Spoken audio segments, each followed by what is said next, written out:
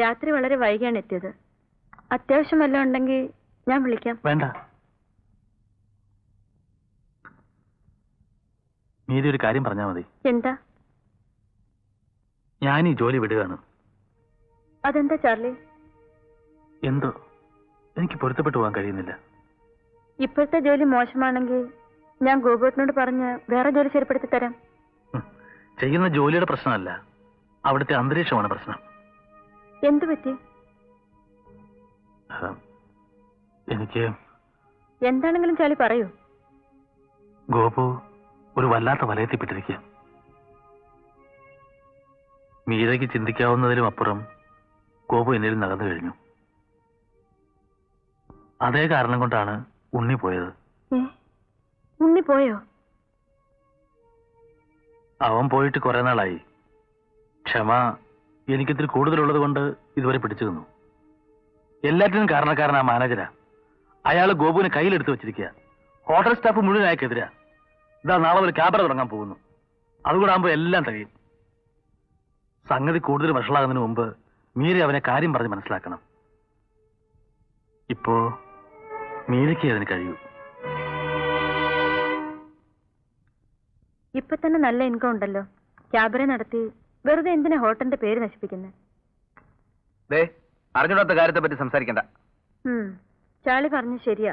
ഗോപുട്ടൻ ആകെ മാറിയിരിക്കുന്നു. ചാർലി ഇവിടെ വന്നിരുന്നോ? വന്നിരുന്നു. ഓ, അപ്പൊ അവനായിരിക്കും ന്യൂസ് തന്നത്. ഗോപുട്ടൻ എന്നോടൊന്നും പറയാറില്ലല്ലോ. മമ്മിയുടെ പേരിലുള്ള ഹോട്ടലാ അത്. അവിടെ ക്യാബറെ നടത്തി പേര് നശിപ്പിക്കാൻ ഞാൻ സമ്മതിക്കില്ല. എങ്കിലൊരു കാര്യം ചെയ്യാം, ആ ഹോട്ടൽ അങ്ങ് അടച്ചുകൂട്ടി ഒരു ആശ്രമം പണിയാം. എന്നിട്ട് മുമ്പിൽ ആ മദാമ്മയുടെ പ്രതിമയെ ഫിറ്റ് ചെയ്യാം. മമ്മി എങ്ങാണ്ടോ കിടന്നൊരു മദാമ്മ. മമ്മി മമ്മിയെ പറ്റി മാത്രമൊന്നും പറയരുത്. ആജ്ഞയാണോ? ഓ, ഉടമസ്ഥയല്ലേ? എന്തിനാ ഗോപേട്ട ഞാൻ പറയാത്ത കാര്യങ്ങളൊക്കെ പറയുന്നത്? ഗോപേട്ടൻ ഇഷ്ടം പോലെ ചെയ്തോളൂ. മമ്മിയെ പറ്റി മാത്രം പറയാതിരുന്നാ മതി. Table for 2. Okay, done. Good morning sir. Charlie എവിടെ? ഹാളിലുണ്ട് സർ.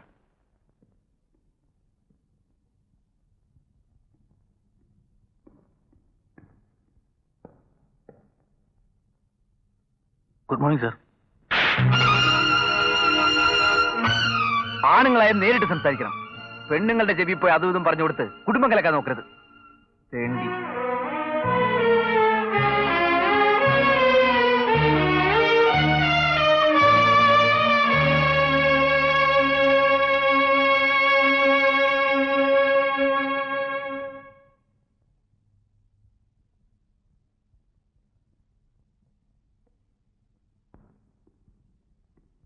എന്തുവാണോ നോക്കിയിരിക്കുന്നത്? പോയി ജോലി നോക്ക്.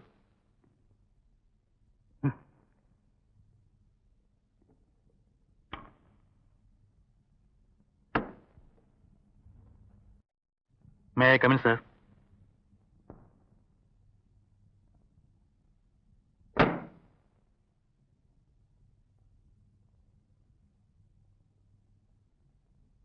എടാ, നീ എത്ര വലിയവനായാലും ചാർലി അടിക്കാൻ വളർന്നിട്ടില്ല.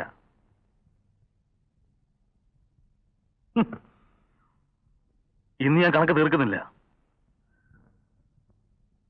പക്ഷെ ഞാൻ കണക്ക് തീർക്കണ പട്ടി. അടുത്ത നവംബർ 27-ന് ഇനിയും കാണേണ്ടി വരുമല്ലോ. നീ ഒരുപക്ഷെ മറക്കുമായിരിക്കും. അത്രയ്ക്ക് നീചനാ നീ. ആണാണെങ്കിൽ ഈ കണക്ക് തീർക്കാൻ വേണ്ടിയെങ്കിലും നീ വരണം. അവിടെ വെച്ച് കാണാം.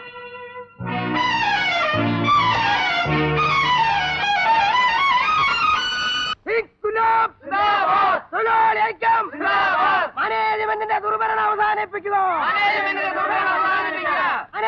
നീതിപാലിക്കുക.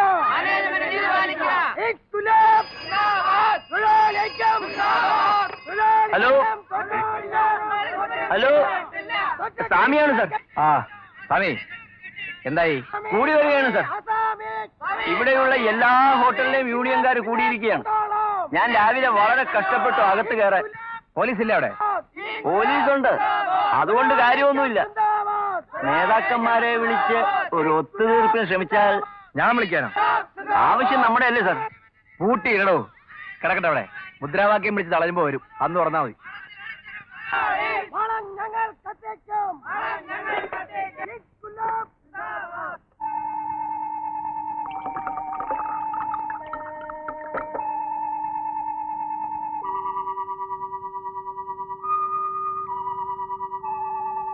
ചാർലി പറഞ്ഞു ശരിയാ, ഗോപിയേട്ടനാകെ മാറിയിരിക്കുന്നു. പക്ഷെ ഞാൻ കണക്ക് തീർക്കടാ പട്ടി. അടുത്ത നവംബർ 27 ഇനിയും കാണേണ്ടി വരുമല്ലോ. നീ ഒരു പക്ഷെ മറക്കുമായിരിക്കും. അത്രയ്ക്ക് നീചനാ നീ. ആണാണെങ്കിൽ ഈ കണക്ക് തീർക്കാൻ വേണ്ടിയെങ്കിലും നീ മരണം. ഒരിക്കൽ കൂടി നാം തമ്മിൽ കാണേണ്ടി വരും. അടുത്ത നവംബർ 27 അന്ന് ഗുരുജിയുടെ മുമ്പിൽ വെച്ച് എന്നെ പരിചയമില്ലെന്ന് മാത്രം നീ പറയരുത്.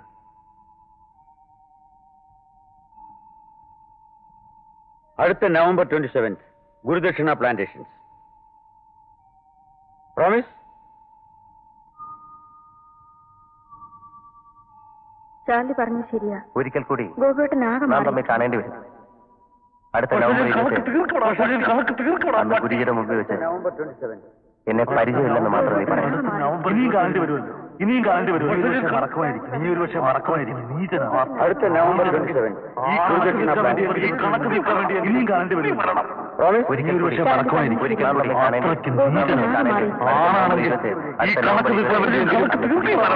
അന്ന് ഗുരുജിയുടെ മുമ്പിൽ വെച്ച് എന്നെ പരിചയമില്ലെന്ന് മാത്രം നീ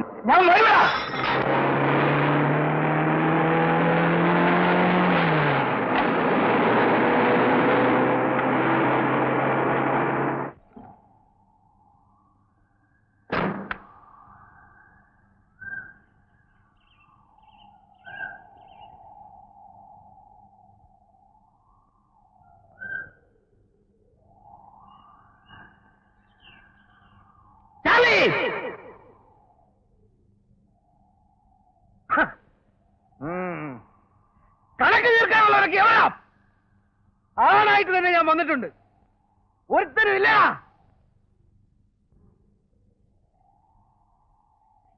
ഉണ്ണി,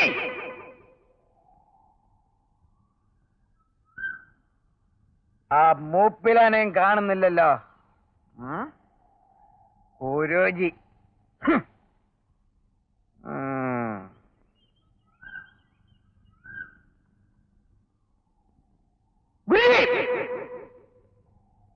ഗുരുജിയും കുറെ ശിഷ്യന്മാരും ഒളിച്ചിരിക്കായിരിക്കും എന്നെ പേടിച്ച്.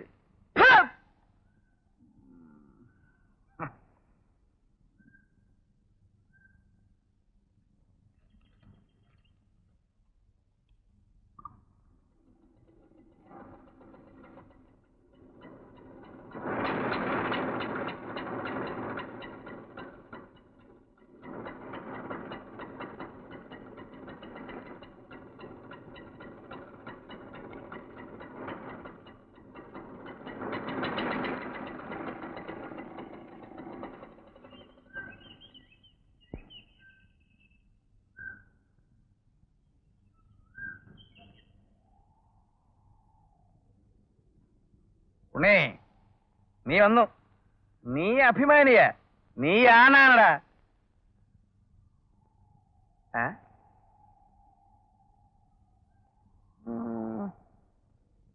ചാർലി, നീയൊക്കെ കൊച്ചായി പോയല്ലടാ. ചാർലി അല്ലത്, എന്റെ അനിയനാ. നിന്റെ അനിയനാണല്ലേ? അപ്പൊ നിന്നെ പോലെ വേറൊരു തെണ്ടി. അനാവശ്യം പറയരുത്. ഞാൻ നിന്റെ മുമ്പിൽ തെണ്ടിയിട്ടില്ല. ഇല്ലേ? നീ മറന്നുപോയടാ. ഒരു ജോലിക്ക് വേണ്ടി എന്റെ മുമ്പിൽ കെഞ്ചിയിട്ടില്ലടാ. എന്റെ ഹോട്ടലിലെ സപ്ലയർ ആയിരുന്നില്ലടാ നീ. ആയിരുന്നു. പക്ഷെ ഇന്ന് ഞാനതല്ല. ആയിരുന്നല്ലോ. എന്റെ എച്ചിൽ നിന്നിട്ടല്ലേടാ നീ എന്റെ ഒപ്പത്തിനൊപ്പം നിന്ന് ഇപ്പൊ സംസാരിക്കുന്നത്. സൂക്ഷിച്ച് സംസാരിക്കണം ഗോപു. സൂക്ഷിച്ച് സംസാരിച്ചില്ലെങ്കിൽ നീ എന്നെ മൂക്കി കയറ്റുവാടാ പാട്ടി.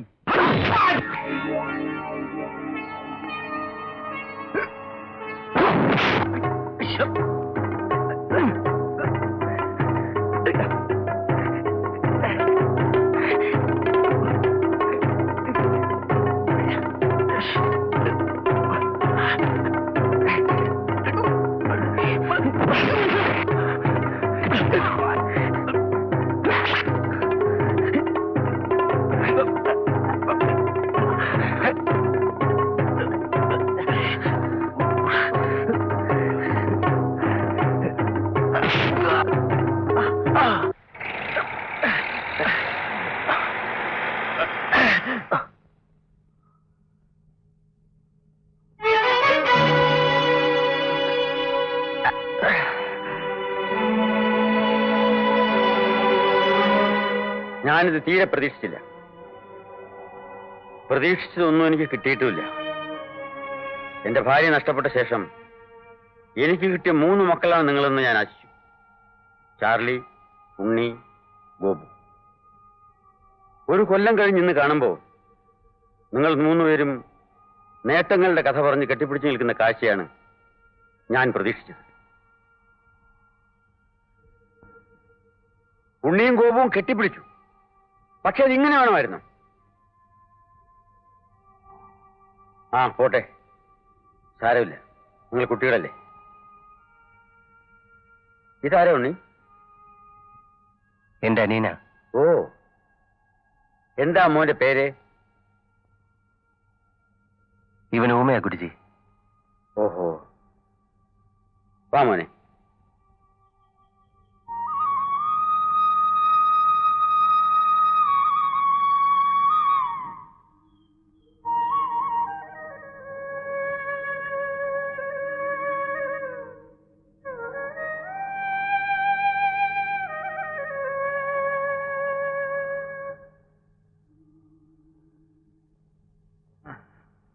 ഗോപു നല്ലോണം കുടിച്ചിട്ടുണ്ടല്ലോ. ആരുടെയും കാശ് കൊണ്ടല്ല ഞാൻ കുടിച്ചത്. ഞാൻ അധ്വാനിച്ചുണ്ടാക്കിയ പൈസ കൊടുത്ത 10,000 രൂപ. എന്നാ പലിശ വല്ലതും വേണോ? അതൊന്നും തരാം. ആ, പലിശ. അത് ഞാൻ പറഞ്ഞിരുന്നല്ലോ.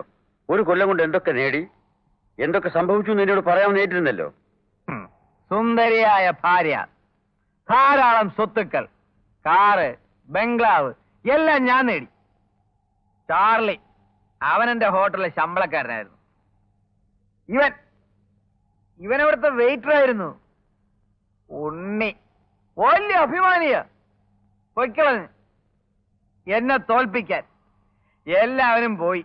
ഗോപു ഹോട്ടലും ഒക്കെ തുടങ്ങിയോ? തുടങ്ങിയില്ല, വന്നു. ഹോട്ടല് വന്നു, ഹോട്ടല് പൂട്ടി. തൊഴിലാളി മുതലാളി സമരം. ഇപ്പൊ ഇത്രയൊക്കെ പറയാനുള്ളു. ആ ഗോപു പോത്തില്ല, ലവനെയും കണ്ടിട്ടേ ഞാൻ പോകുന്നുള്ളു. ചാർലിയെ. ചാർലി എവിടെ? എനിക്കറിയില്ല. അവൻ വരില്ല. വന്നാലേ എന്നെ കാണേണ്ടി വരും. കണക്ക് തീർക്കണം ഞങ്ങൾക്ക്. അവന്റെ കഥ ഞാൻ കേട്ടു. ഉണ്ണിക്ക് എന്താ പറയാനുള്ളത്?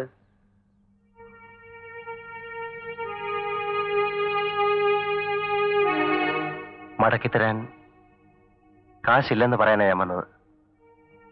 അവൻ പറഞ്ഞ ശരിയാ. അവന്റെ ഹോട്ടലിൽ വെയിറ്ററായിട്ട് ഞാൻ ജോലി ചെയ്തിട്ടുണ്ട്. അവൻ വളരെ മാറിപ്പോയി ഗുരുജി. ക്രൂരമായിട്ട് എന്നോട് പെരുമാറി. ചാർലിക്കെല്ലാം അറിയാം. ഹോട്ടലിൽ നിന്ന് ഇറങ്ങി ഒരു ജോലിക്ക് വേണ്ടി ഒരുപാട് സ്ഥലത്തെ അലഞ്ഞു. ഗുരുജി എന്ന രൂപ കയ്യിലുണ്ടായിരുന്നിട്ട് കൂടി പല ദിവസങ്ങളിൽ ഞാൻ പട്ടിണി കിടന്നു. നിവൃത്തിയില്ലാതായപ്പോ നാട്ടിലേക്ക് മടങ്ങി. ആ കാശുകൊണ്ട് പെങ്ങളുടെ കല്യാണമെങ്കിലും നടത്തല്ലോ എന്ന് കരുതിയാണ് ഞാൻ പോയത്. പക്ഷേ അവൾ പോയി ഗുരുജി. അവൾ ആരുടെ കൂടെ ഇറങ്ങിപ്പോയി. അവളെ കുറ്റം പറയാൻ പറ്റില്ല. കല്യാണം കഴിക്കേണ്ട പ്രായമൊക്കെ എന്നേ കഴിഞ്ഞിരിക്കുകയായിരുന്നു. അവൾ പോയതോടെ അച്ഛൻ തളർന്നുപോയി. ഒടുവിൽ അച്ഛന്റെ ചികിത്സയും ശവദാഹവും കഴിഞ്ഞപ്പോഴേക്കും ഗുരുജി എന്ന കാശ് മുഴുവൻ തീർന്നുപോയി. അവശേഷിച്ചത് ഊമയായ ഇവനും. ഗുരുജി, എനിക്കൊരു വർഷം കൂടെ സമയം തരണം. എങ്ങനെയെങ്കിലും ആ പണം ഞാൻ തിരിച്ചു തരാം. അന്ന് ഞാൻ നല്ലൊരു കഥയും പറയാം. കഴിഞ്ഞ ഒരു വർഷം എനിക്ക് നേടാൻ കഴിയാതെ പോയ വിജയത്തിന്റെ കഥ. ഞാൻ നിന്നോട് രൂപ ചോദിച്ചില്ലല്ലോ Unni. Don't be silly. Come on, get up. അവിടെ ഇരിക്കെ. ആർക്കും വേണ്ടാത്ത കുറെ ആദർശങ്ങളുണ്ട് നിന്റെ കയ്യിൽ. ഇപ്പോഴെങ്കിലും നിനക്ക് ഒരു ആത്മധൈര്യം വന്നല്ലോ. ജീവിതത്തിൽ പ്രാക്ടിക്കലായിരിക്കുന്നതാണ് ബുദ്ധി. Guruji, Guruji is always right Gopu.